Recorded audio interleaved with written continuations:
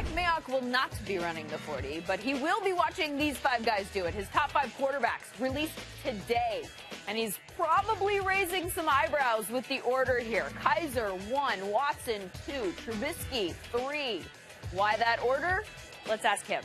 Mike Mayock with us now on the phone. Didn't Kaiser have to fight to keep his job at Notre Dame this year?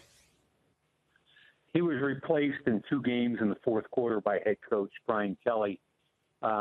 Lindsay, the reality for me is I don't think this is a great quarterback class as far as anybody going in the top 10 or anybody even playing particularly early. Now, having said that, I think 3 or 4 of them could go in the first round. And the reason I have Kaiser number 1 is I think he's got the highest ceiling of any of these quarterbacks. What he lacks is experience.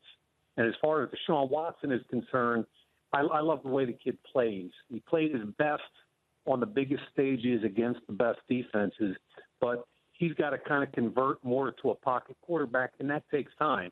Trubisky's a 1-year starter. I've got several questions about him. I think the wild card, Lens, is this Patrick Mahomes. He's a gunslinger. He's got significant talent.